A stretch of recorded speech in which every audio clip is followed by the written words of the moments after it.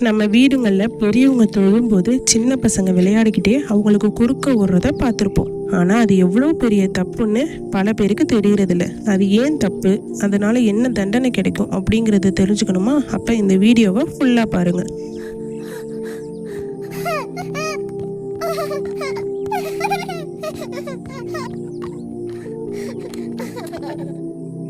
முகம்மதும் சாராவும் இங்க வாங்க.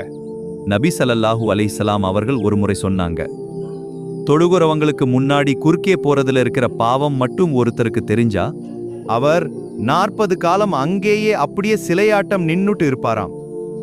அந்த அளவுக்கு அது பெரிய குற்றம்னு தெரியுமா உங்களுக்கு? எங்க டாடி தொழுறவங்களுக்கு குறுக்க போனா அவ்வளோ பெரிய தப்பா? 40 காலம்னா 40 நிமிஷமா டாடி? அதுதான் விஷயம் செல்லம். அந்த ஹதீஸை சொன்னவருக்கு அது 40 நாளா 40 மாசமா இல்ல 40 வருஷமா